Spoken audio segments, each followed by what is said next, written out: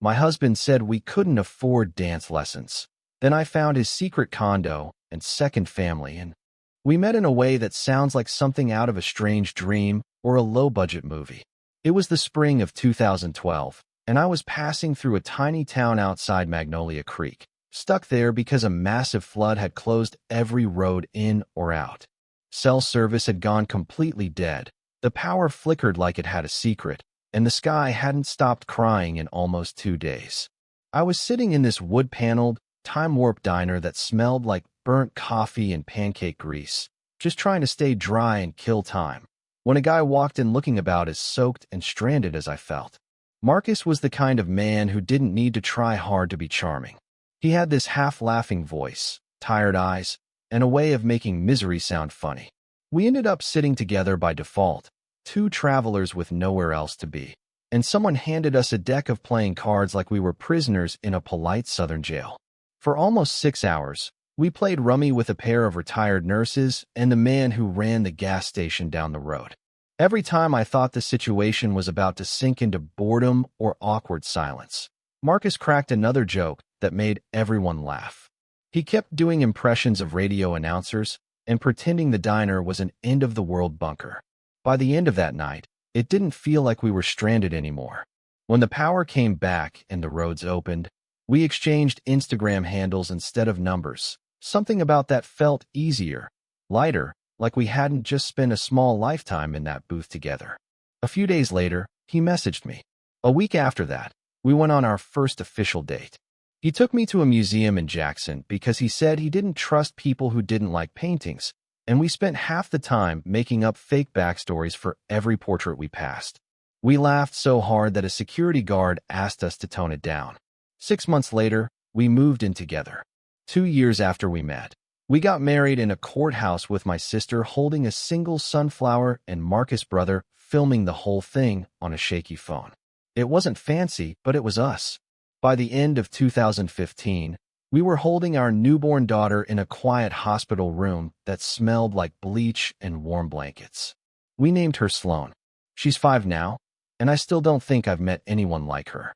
She moves like she's got caffeine in her bones, spinning in circles until she falls down laughing, climbing onto the back of the couch no matter how many times I warn her not to, dancing like there's music only she can hear. She's loud, bright, and impossible to keep still. She's the light in our lives, or at least, she was supposed to be. A few months ago, she came home talking about her best friend Mia, who had started ballet classes. She went on and on about the shiny shoes, the sparkly leotards, and how the dance teacher wore real lipstick and said, "Darling," like it was a spell. She begged, "Please, please, please could she go too?" I told her I'd look into it, and honestly, I thought it sounded perfect. She had all that energy, and it would give her something to focus on besides tearing the cushions off our couch every night. That evening, I brought it up to Marcus while we were both sitting on the couch. I had just finished folding a load of laundry, and he was staring at his phone, the glow from the screen painting his face in cold blue light. When I mentioned the dance classes, he didn't even look up at first. Then he laughed, not a soft laugh, not amused, but this short, sharp breath through his nose that instantly put me on edge. He said, "We can't afford luxury hobbies on one paycheck," then went right back to scrolling. It hit me hard, and not just because of the rejection. We'd agreed, together, that I would go part-time after Sloane was born so I could be home more during her early years. It wasn't something I forced on him. We both thought it made sense. We weren't poor. We had a modest house outside Vicksburg, 2 older but paid-off cars, and we didn't take vacations or buy new gadgets every year. But we were okay, or so I thought. When I pushed back, saying I didn't think $60 a month for classes would ruin us, he pulled up our banking app and turned the screen toward me like it was the final word. The numbers looked tight, too tight, less than a few hundred left after the bills cleared. It didn't add up, but I couldn't quite figure out why, and he didn't give me time to question it. He said if I wanted Sloane to do expensive things, maybe I should start contributing again. The next morning, I applied to a late-night waitressing job at a 24-hour diner close to our neighborhood. I got hired that same week. The first night I worked, I came home with $43 in tips and an aching back.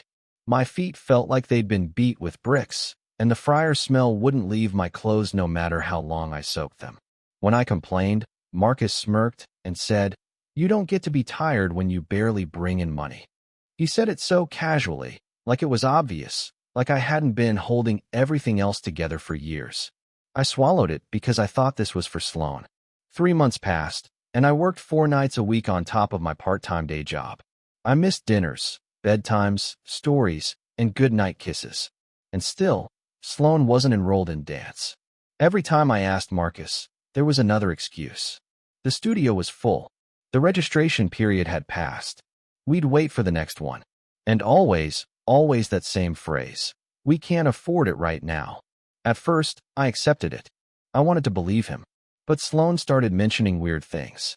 She said they went to the zoo on Tuesday night while I was working. She came home with new glitter pins I hadn't bought.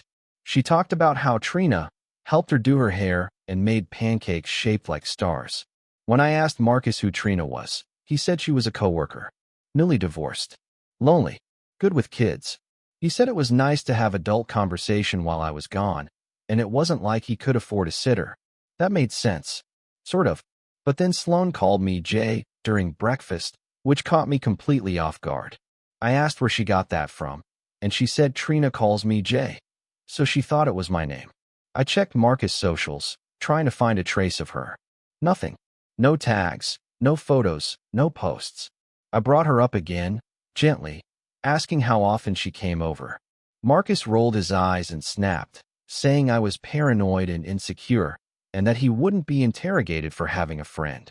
That was when the ground under my life started to shift. I began to watch. Not just Marcus, but our whole routine. I paid attention to what Sloan said, the timing of his errands, the nights he said he was working late. I noticed restaurant charges on our credit card, places I'd never been. New clothes he never mentioned buying. A sleek new watch on his wrist when he insisted we couldn't spare $60 for Sloan's dreams. One night, I came home early. It had been slow at the diner, and they let me out just after 9. Our house was dark and empty. His car was gone. No note. No text. I messaged him, and he didn't respond for almost an hour. When he finally did, he said they were out for ice cream and would be back soon. But when they walked through the door, Sloan was in a new jacket I'd never seen. She was buzzing with excitement, talking about the movie they'd seen and how funny Trina was when she dropped popcorn on her lap. I didn't say a word until she went to bed. Then I asked Marcus why he lied. Why he told me it was ice cream.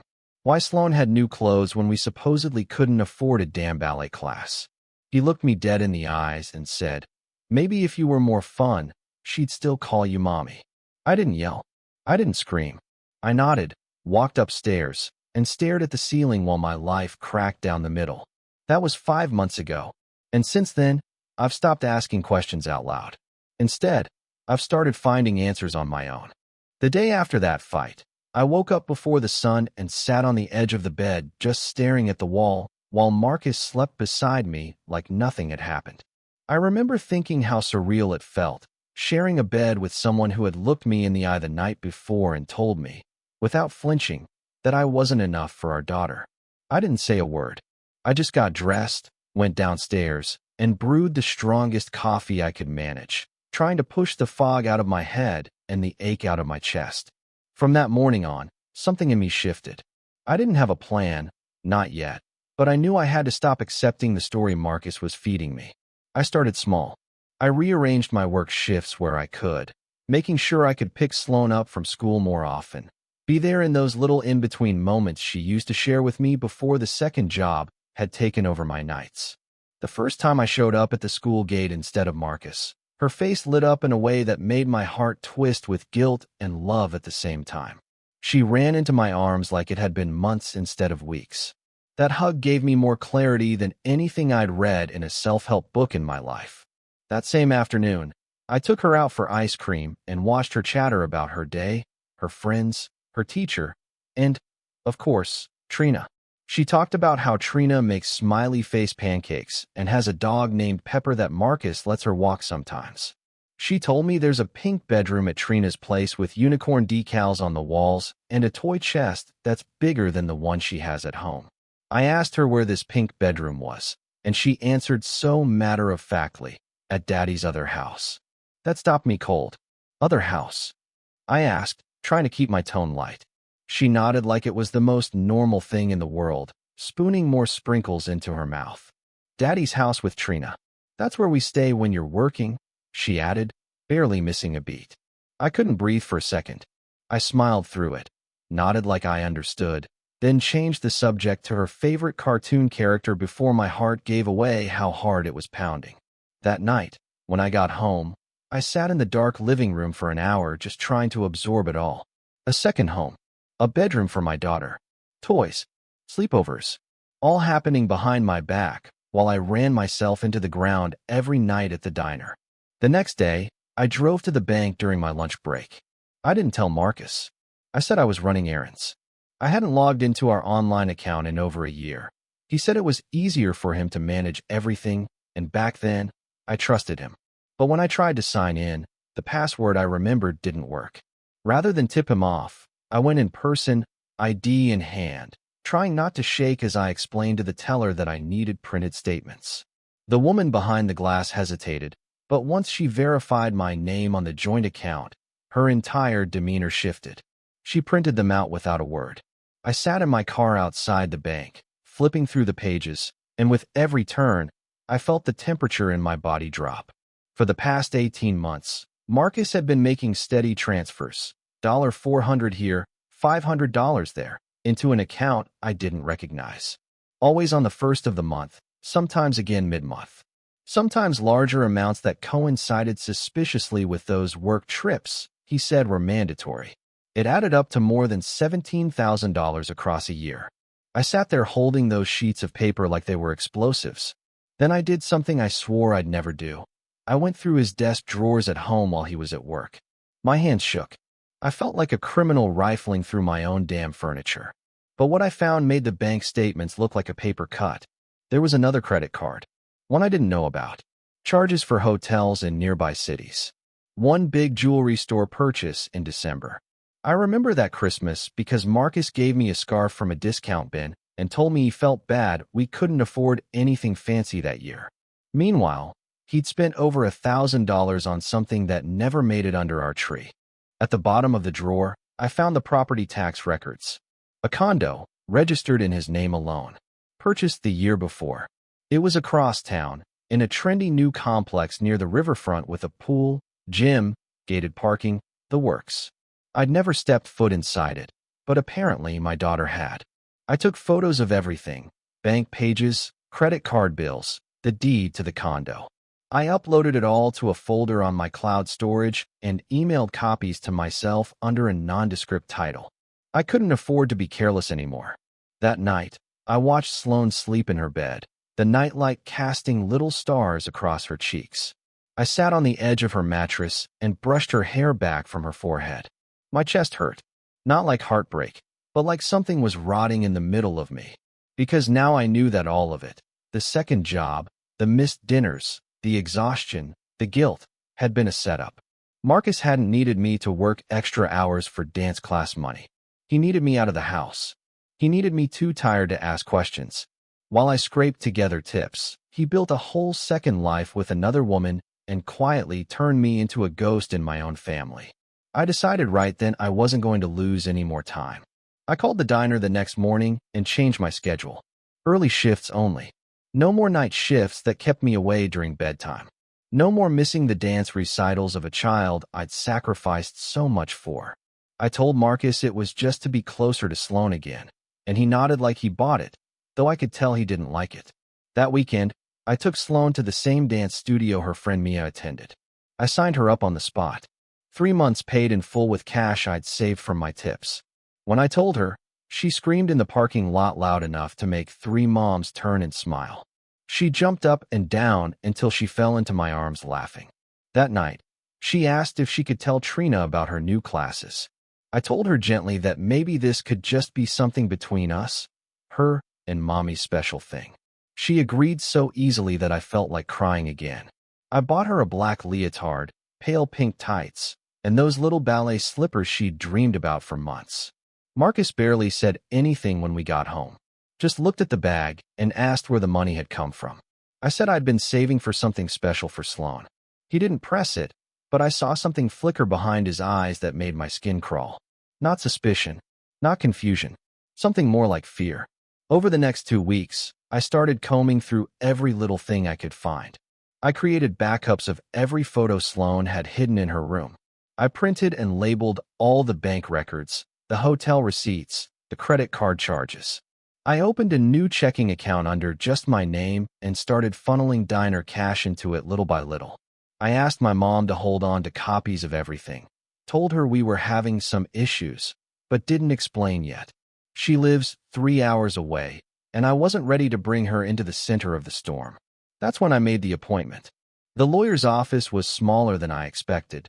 Just one assistant, some outdated magazines, and a too polite receptionist who smiled too much. I sat across from the attorney and laid it all out. She didn't interrupt. She barely even blinked. When I finished, she looked me in the eyes and asked, "What do you want?" And for the first time since this whole thing started, I said it out loud. I want my daughter back, not just physically, but emotionally, completely. I want stability. I want to feel safe in my own house again. I want the other woman gone from my child's life. I want Marcus to face the consequences of his choices. I want my dignity back. She nodded and said we had options. And for the first time in a long, long time, I felt like I wasn't completely powerless. The week after I met with the lawyer felt like living in a strange kind of calm before a storm. Quiet, too quiet. In the way that makes your skin itch and your nerves stay on edge even when nothing seems to be happening. I went through my days smiling when I needed to, working my early shifts, picking Sloan up from school, and keeping the house clean like everything was normal, like I wasn't silently collecting proof that my husband had been living a double life behind my back for more than a year. Every moment I spent pretending was a moment I could use to plan. What struck me most wasn't just the betrayal. It was how calculated the whole thing had been from the start. The longer I kept my eyes open, the more I saw it for what it really was.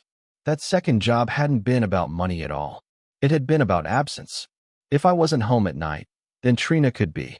If I was dragging myself through another shift until midnight, then she could be the one who tucked Sloan in, told her bedtime stories, fed her pancakes, played pretend.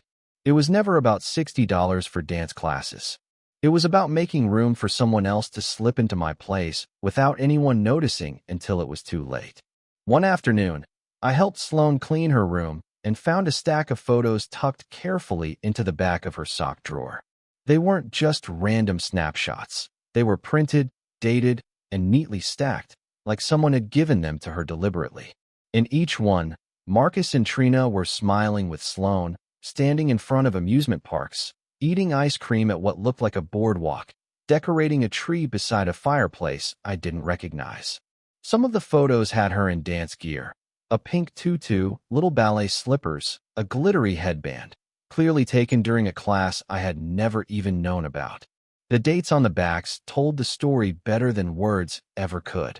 This had been going on for over a year, and yet he had the nerve to look me in the eyes and say we couldn't afford it. That night, while I was brushing Sloan's hair after her bath, she asked me if Trina was going to be her new mommy. Just like that. Calm. Casual.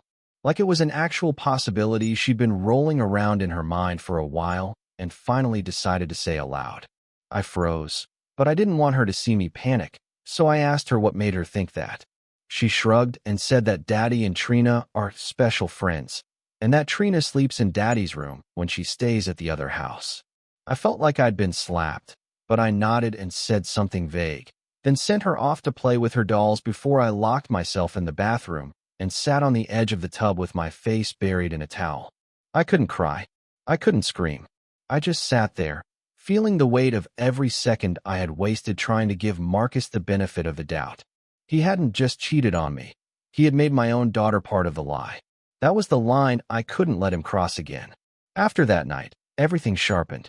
I requested full copies of our financial records from the bank, going further back this time.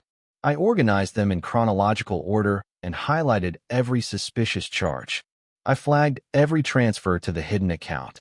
I matched travel dates to hotel stays and lined them up against the credit card charges I found in his desk. I made a folder on a new cloud drive and uploaded scans of every document, screenshot, and receipt. I labeled them by date and category. I wanted to be ready for whatever came next. The next shift came when Marcus started acting strange, as if he could sense something was off, but couldn't quite figure out where the leak was. He started coming home later than usual, claiming work was running long, and he was leaving earlier in the mornings too. I overheard him in the backyard one evening, pacing on the phone and speaking in that low, clipped voice that people use when they're trying to avoid being overheard. He said things like, "She's asking questions," and "I just need more time." But when I stepped out and asked who he was talking to, he hung up and claimed it was a client with a billing problem. That night, he asked me when I planned to give up the dance class nonsense because it was, in his words, an unnecessary expense. I was chopping vegetables at the counter and didn't even bother looking up. I told him I'd paid for the next 3 months myself using my tip savings. He slammed his hand down on the countertop, hard enough to rattle the knives, and demanded to know where that money had come from. I turned slowly, knife still in hand, and looked him square in the face. I said it came from the job I took because he told me we couldn't afford to give our daughter a childhood. His face twisted like he couldn't decide whether to be angry or embarrassed. He stormed out of the house without saying another word. Sloane came running down the stairs crying, asking why Daddy slammed the door. I hugged her close and said he probably just needed some air. We had a girls' night after that. We made microwave pizza, painted our nails with glitter polish, and practiced her dance steps in the living room while the dishwasher hummed in the background. I went to bed that night with her curled up next to me, clutching her stuffed rabbit and breathing softly into my shoulder. I stared at the ceiling, knowing we were reaching a point where things couldn't stay like this much longer. The next morning, I got a message from Marcus' mother, reminding me about their anniversary party the following weekend. She said they were so excited to see us, and that Marcus had mentioned bringing a special friend named Trina to finally meet the rest of the family. I stared at the message, reading it over and over again, trying to make sure I wasn't misunderstanding what it said. But no, I wasn't imagining it. He had told his parents that she was coming to their anniversary party. I replied sweetly, saying how lovely that sounded and that I'd be thrilled to finally meet Trina in person. Then I took a screenshot, uploaded it to my evidence folder, and called my lawyer. We talked about strategy. She said it was risky to confront him at a family event, but that it could be effective, especially with documentation. She told me to bring physical copies of key documents, nothing digital that he could claim was fake or out of context. I started putting together what I called my just-in-case folder, printed statements, the deed to the condo, photos, everything that couldn't be explained away with a lie or a half-truth. My mother agreed to come into town the day after the party to help with Sloane so I could focus on whatever fallout might come. Marcus had no idea. That weekend, he brought home pizza and ice cream out of nowhere and spent the entire evening trying to play the part of doting husband and father. He helped Sloane with her homework, offered to do dishes, even asked if I wanted to go on a family vacation in the spring. I smiled through it. I let him hold my hand on the couch. I nodded at all the right moments, like I believed him. But inside, I was done pretending. The night before the party, I told him I was going to spend the night at my mother's because she needed help prepping for a brunch she was hosting. He didn't argue. He just looked uneasy. My mom packed a bag and rode back with me to the house so Marcus couldn't make a scene. When we pulled into the driveway, and he saw her in the car with me, he looked like he'd seen a ghost. He spent the evening trying to act normal, but I could see the panic in the way he looked at me when she wasn't watching. And that's where things stood. The house quiet, the folder packed in my bag, my daughter asleep upstairs, and my husband lying next to me pretending not to be terrified. He thinks I'm still in the dark. He thinks Trina will walk into that anniversary party and charm the room. But tomorrow, they'll both find out just how much I know. We arrived just after 3, pulling into the long gravel driveway behind a row of cars that hadn't changed much since the last family gathering. My mom rode shotgun, keeping her tone light for Sloane's sake, though I could feel the quiet pressure of her support in every glance she gave me. Sloane was in the back seat in a new dress with her hair tied up in a loose pink ribbon, chattering about how much cake she planned to eat and whether Trina would be there. I told her we'd see, but kept my voice steady, my hands locked around the steering wheel until my knuckles ached. Marcus was already outside when we pulled up, pacing along the porch in a collared shirt that still had the dry cleaner's tag barely tucked inside. The look on his face when he saw me step out of the car, with my mother beside me, with the folder tucked under my arm, was something I won't forget. His eyes flicked from me to the folder, to my mother, then back again, like he was scrambling to make sense of it all before it was too late. He stepped toward me fast, too fast, and said we needed to talk in private, right now, before the party really started. I smiled tightly and told him I wanted to say hello to his parents first. The house was full, warm with that familiar low buzz of family chatter and the smell of roast chicken and lemon cake. Photos lined the walls, wedding pictures, baby pictures, group shots at the lake, all smiling, all seemingly permanent. His mom greeted me like she hadn't just texted days earlier to confirm Trina's attendance, like I hadn't been completely absent from every story Marcus had spun about his new little family unit. She looked surprised to see me, genuinely so, and said she thought I might not be able to make it because of work. I told her I'd rearranged my schedule weeks ago. After the greetings passed, I handed her the folder. I told her it was something about our family that I thought she should see. She opened it slowly, her hands starting to tremble as she flipped through the printed statements, the color photos of Marcus and Trina holding Sloan at the pool, the credit card charges, the deed to the second property. Her face changed, first disbelief, then anger, then something more tired and hollow. Marcus stepped forward, trying to grab the folder from her hands, saying it wasn't what it looked like, but his father took it instead and said nothing as he read. He didn't need to say anything. His silence was louder than shouting. Trina walked in maybe 20 minutes later, holding a gift bag with silver ribbon and wearing the kind of casual beige dress you wear when you want people to think you're harmless. She looked around, confused by the quiet tension, and found Marcus almost immediately. He moved toward her too quickly, whispered something urgent, tried to lead her back out the front door. But it was too late. His sister got to her first and asked, not quietly, if she knew Marcus was married. Trina froze. She said yes, but only barely. She'd been told we were separated, staying together for Sloan until everything was finalized. His sister pulled out her phone and showed her a photo from Christmas. The three of us.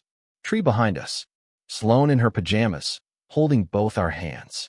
Does that look separated to you? She asked. Trina's face collapsed. She didn't yell, didn't cry. She turned and left without saying another word. Marcus followed her out, muttering something that sounded like, I can explain, but no one went after them. Sloan never saw any of it. My mom had taken her out to the backyard with the other kids before anything started. She was playing tag near the trees while inside the house, her father's entire web of lies unraveled piece by piece. I thanked his parents quietly, apologized that it had to happen this way, and said I needed to take Sloan home. His father shook my hand. His mother gave me a short hug, hesitant and stiff. As we pulled away, I saw Marcus standing across the street next to his car, phone in hand, face blank. I didn't slow down. I didn't look back. The 3 weeks that followed the party passed like I was living in a fog I couldn't step out of. Some days I moved through routines like I was still pretending, like my body hadn't caught up with the fact that the performance was over and the curtain had finally dropped. Other days, the silence felt heavier than the lies had ever been, but at least I wasn't drowning in doubt anymore. There was something powerful about knowing, even if the truth came carved in sharp edges and unfixable pieces. I started the divorce paperwork the next morning. I didn't tell Marcus. I didn't need to. He must have known it was coming. He didn't call for 2 days after the party, and when he finally did, I let it ring until voicemail picked up. He didn't leave a message. I guess he didn't know what to say when there wasn't a lie left to lean on. He came by the house when I was working a morning shift, packed up a few bags, took his suits, some of his tools, and a drawer's worth of old chargers and leftover junk. He didn't even take his toothbrush.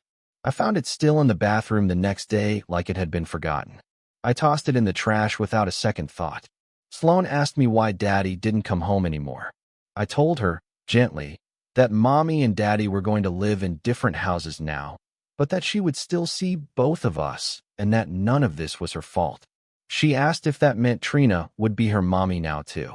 I said no, she already had a mommy, and that wasn't going to change. She still asks for him, especially at night, and sometimes she asks about the pink bedroom and the Mickey Mouse pancakes. I never say anything cruel or angry, even when it burns. I just tell her that sometimes people do confusing things, and it's okay to feel sad about it. The hardest part is knowing that even though I've walked away, parts of him still linger in her world in ways I can't control. But I keep showing up. I keep being the one who picks her up from school, packs her lunches, sits with her through dance practice, and ties her shoelaces even when she's in a rush to go spin across the hardwood floors. My lawyer told me it might take months before anything is finalized, especially since Marcus is already dragging his feet about custody and financial disclosures. The worst part? She discovered last week that the second account he used to stash money was being fed by contract work he'd been doing on the side, unreported, unshared, and unmentioned. He built that entire second life with money I didn't even know existed while I picked up night shifts and skipped dinner just to pay for ballet shoes. He's tried to talk to me twice since then. Once at the diner, stood by the counter looking like he hadn't slept in days, hands in his pockets, eyes desperate. I told him I was working and walked away. My manager had to ask him to leave when he lingered too long. The second time, he waited by my car, said he'd made a mistake and wanted to fix things. I told him mistakes are things you admit when you accidentally hurt someone, not when you orchestrate an entire life behind their back. His parents reached out last weekend. His mom sounded softer, smaller somehow, like she was still trying to piece together who her son had become. She asked how Sloan was doing, if I needed anything. I thanked her but told her I needed space, time to focus on rebuilding. She understood. She didn't ask to speak to Marcus. I think maybe she's done pretending too. Things aren't perfect. I still cry in my car sometimes after drop-off. I still wake up in the middle of the night wondering how I missed the signs for so long. But there are good moments too, small ones that keep me upright. Like Sloan laughing during dance class, twirling in that tiny pink leotard she once begged for. Like the way she started calling me mommy again without hesitation, as if the gap between us never existed. Like making pancakes on Sunday mornings and shaping them into stars even when they turn out lopsided. I don't know exactly what's ahead of us. There's still a custody hearing to prepare for and the condo mess to sort through. But I know I'm not walking blind anymore. I know that when I look at my daughter, I can say with full confidence that I fought to stay in her life, not from guilt or fear, but because she deserved the version of me that never backed down. This is the part where I stop surviving and start building something new, something that belongs only to the two of us. He doesn't get to rewrite our story. We're doing that ourselves now, one honest, hard-earned chapter at a time.